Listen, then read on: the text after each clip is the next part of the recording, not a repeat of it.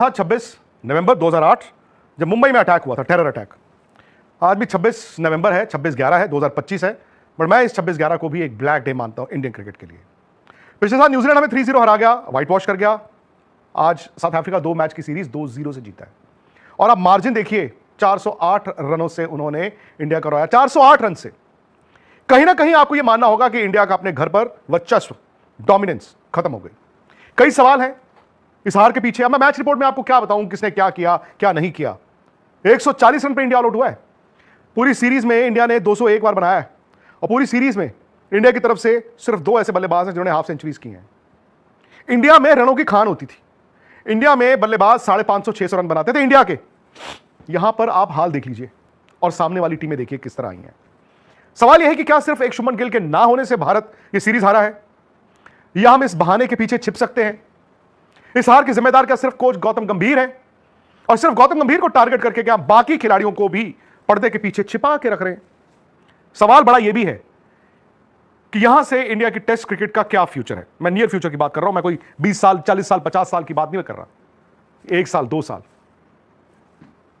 गौतम गंभीर हार के बाद आए, अपने अंदाज में उन्होंने प्रेस कॉन्फ्रेंस में सवालों का जवाब दिया। उन्होंने कहा बीसीसीआई फैसला करेगा कि मेरा कोचिंग का अब क्या होगा, क्योंकि डिबेट तो है ही ना कि व्हाइट बॉल चैंपियंस ट्रॉफी जिताने वाले कोच थे।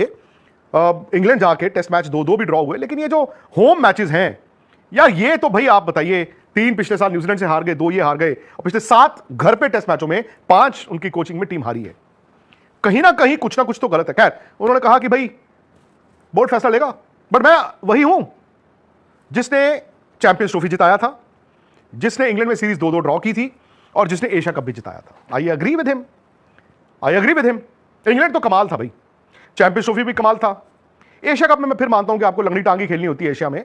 बड़ी आएगी आपकी चुनौती जब आप वर्ल्ड कप खेलेंगे T20 में। उस लॉजिक से रोहित शर्मा नहीं पूछ सकते थे जब उनको कप्तानी से हटाया गया था चैंपियंस ट्रॉफी जिताने के बाद कि मैं वही कप्तान हूं जिसने पिछले साल वर्ल्ड T20 जिताया था, इस साल चैंपियंस ट्रॉफी जिताई है, मेरे से कप्तानी क्यों ले ली? वो भी पूछ सकते थे। सो मैं समझता हूं कि इस वक्त गौतम गंभीर पर दबाव है। मैं यह भी समझता हूं कि शायद जब दबाव आप पर होता है, आपके रिएक्शंस जो हैं वो डेस्परेशन के भी हो सकते हैं। और मैं यह भी समझता हूं कि सिर्फ कोच के कारण टीम नहीं हारती, टीम मैदान पर हारी है। दोनों टेस्ट मैचेस आप मैदान पर हारे हैं। उसमें अगर मैं खिलाड़ियों की बात करूं, एक शुभमन गिल के अलावा सारे खेल रहे हैं। जो इंडिया की टेस्ट क्रिकेट की स्ट्रॉन्गेस्ट टीम आज है, सिर्फ एक शुभमन गिल ही तो नहीं खेले, तब भी 408 रनों से हार गए। कई सारे फैक्टर्स हैं। ऋषभ पंत 4 पारियों में उनके रन नहीं आए, फेल हुए। कप्तान के तौर पर इस मैच में यह साफ दिखा कि शायद टेस्ट क्रिकेट में कप्तानी अभी उनसे बहुत दूर है, बहुत दूर है। यह भी दिखा कि अब दबाव में उनकी गेम भी बिखरी। अब बात आ जाती है केएल राहुल की, वो तो कल भुगत लिए थे। केएल राहुल अगर 67 टेस्ट मैचेस के बाद 35.86 की एवरेज लेकर घूम रहे हैं, that is not good enough. KL Rahul भी जानते होंगे कि शायद मैं इससे बेहतर हूं, वो होंगे भी, तभी वो 67 टेस्ट मैचेस खेल पाए हैं।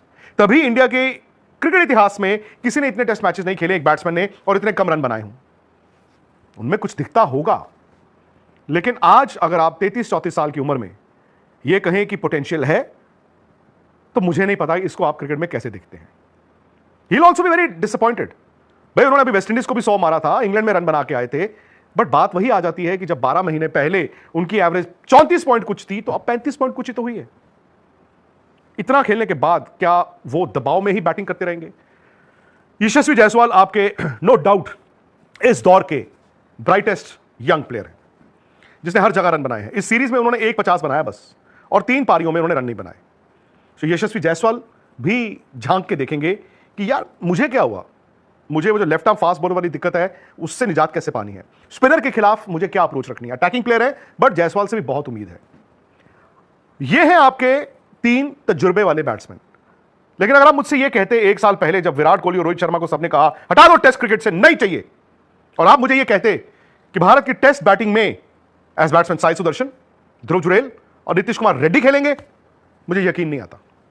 मुझे यकीन नहीं आता, आपको भी यकीन नहीं आता। और आज ये हकीकत है, ध्रुव जुरैल की भी ये सीरीज फ्लॉप रही है, उनमें कुछ तभी उनको एज बैट्समैन खिलाया, लेकिन नहीं, दबाव नहीं हैंडल कर पाए। साई सुदर्शन ने सेकंड इनिंग में बॉलें बहुत खेली, बट चांसेस भी बहुत मिले। आई एम सॉरी टू से, अभी तक वो टेस्ट कैलिबर का मुजाहरा नहीं कर पाए। नीतीश रेड्डी को तो यही नहीं पता कि मैं परेशान हूं या खुश हूं कि मुझे टेस्ट क्रिकेट मिल रही है मुफ्त में, या परेशान हूं कि यार मुझे 9 नंबर पे बैटिंग कराते हो और मैच में 6 ओवर करवाते हो, भाई मुझे क्यों खिलाते हो। बट ये सोच है, ये बेस्ट प्लेयर्स हैं हमारे। मैं जानता हूं कि रणजी ट्रॉफी और डोमेस्टिक क्रिकेट की हम बात करते हैं, और जब इस तरह की हार होती है तो हम कहते हैं अरे फला प्लेयर को खिला देते हैं, ढिमकाने प्लेयर को खिला देते हैं, जो बाहर होता है वो अच्छा दिखता है। मुझे नहीं पता वो कितने अच्छे थे, ऋतुराज हो, ईश्वरन हो, सरफराज हो या कोई और, मुझे नहीं पता वो कितने अच्छे थे।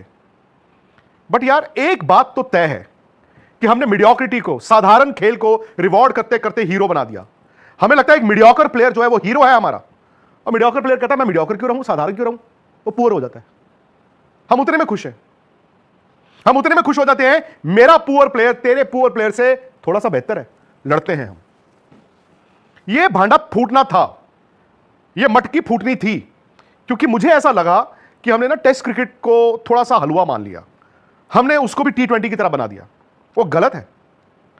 अब मैं आपसे T20 की बात करता हूं, क्या गारंटी है कि आप वर्ल्ड कप जीत गए हो?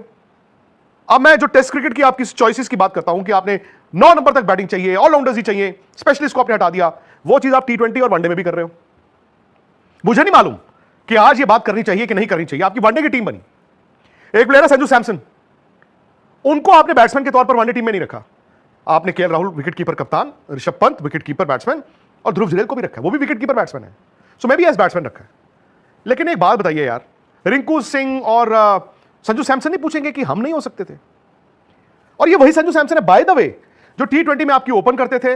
उनकी अभिषेक की एक पार्टनरशिप थी, इंडिया जारहाना तरीके से खेलता था, आपने वो पार्टनरशिप भी तोड़ दी। फिर संजू सैमसन तुम मिडिल ऑर्डर में खेलोगे, अरे संजू सैमसन तुम्हारी तो जगह ही नहीं बनती, चलो बाहर। यार जब आप ये सब करते हो ना, तो इस दिन, इस तरह के दिन में जहां पर अब हार इतनी बड़ी होती है, सारी बातें सामने आ जाती हैं, और अब आप छिप नहीं सकते। मैं तो कह रहा हूं खिलाड़ियों का भी, मैं तो खुद मानता हूं कि खिलाड़ी जो हैं वो खुद जिम्मेदार हैं। आज अगर केएल राहुल को कप्तान नहीं बनाया गया, शुभमन गिल को कप्तान बनाया गया था, तो केएल राहुल का कसूर था, क्योंकि टीम में उनकी जगह पक्की नहीं थी। आज ऋषभ पंत को लेकर अगर इतनी आलोचना हो रही है तो उनका भी कसूर है। मैं जानता हूं कि उन्होंने करिश्माई बैटिंग की है, लेकिन आप हर रोज उम्मीद करते हैं तो आपको हर रोज करना पड़ेगा। मैं जानता हूं कि जायसवाल से बहुत उम्मीद है, उनको उम्मीद पर खरा उतरना पड़ेगा, लेकिन बाकी क्या? इतना साधारण बैटिंग ऑर्डर और 4-4 स्पिनर खिलाने का ड्रामा। एक जमाना था 3 स्पिनर भी जब आप खेलते थे तो आप कहते थे एक कम से कम ऐसा होगा जो कम बॉल डालेगा, क्योंकि 2 लंबी स्पेल डालते ना, 10 ओवर, 12 ओवर, 14 ओवर, 16 ओवर, फिर विकेट बनाई जाती, जहां हमने किया। आप 4 खिलाते हो, 3 ओवर तू कर ले, 2.5 ओवर तू कर ले, 1.5 ओवर तू कर ले, ना वो सेट होता, ना वो सेट होता, ना वो सेट होता है। अब जानते हैं कि इंडिया का स्पिन चौकड़ी जो पूरी दुनिया में जिसका राज था, वो थे बिशन बेदी, इरापली प्रसन्ना, भगवत चंद्रशेखर और श्रीनिवास वेंकटराघवन। ये लेट 60s और 70s में ये चारों एक ही टेस्ट मैच में एक साथ खेले, और यहां पे आप हर मैच में यार 4 खिला लेते हो। यार टेस्ट क्रिकेट आज भी टेस्ट क्रिकेट की तरह खेली जाती है।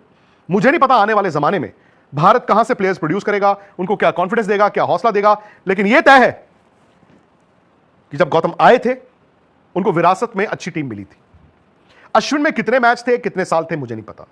रोहित में कितने मैच थे, कितने साल थे, मुझे नहीं पता। विराट में कितने मैच थे, कितने साल से, मुझे नहीं पता। लेकिन उस वक्त तक यह लगता था कि यार ये किसी भी दिन कहीं पे भी जिता दिया करेंगे, और जीतता भी था इंडिया। 1983-84 में ऐसे पहली बार हुआ था। इंडिया 1 साल के फासले में 2 बार अपने घर पे सीरीज हारा। 83-84 नवंबर, दिसंबर, जनवरी वेस्ट इंडीज हमें 3-0 हरा के गया, और उसके ठीक 1 साल बाद दिसंबर, जनवरी 84-85 में डेविड गार की इंग्लैंड हमें 2-1 से हरा के गई थी। आज 24 में हमने न्यूजीलैंड से हार देखी 3-0, आज साउथ अफ्रीका भी लगा गया। मैं उस लफ्ज का इस्तेमाल करने से झिझक रहा था, लेकिन बाबूमा ये तो कह रहे होंगे कि मैं बौना नहीं हूं, मैं और लंबा हो गया। और भारत के ड्रेसिंग रूम में सवाल है, लेकिन मुझे लगता है उससे ज्यादा सवाल है इंडियन क्रिकेट चलाने वालों के। मीडिया लीक्स बहुत सुनी हमने, विराट, रोहित को कह दिया जाएगा नहीं चाहिए, ये होगा वो होगा, लेकिन क्या कोई इंडियन क्रिकेट को इनमें से सुधारने की कोशिश करेगा? क्या कोई अजीत अगरकर, गौतम गंभीर कप्तान के साथ बैठेगा, उनका विजन पूछेगा, और फिर यह कहेगा कि क्रिकेट को क्रिकेट ही रहने दो? खेल के पीछे का खेल किसी भी मुल्क को गिराता है, उठाता नहीं।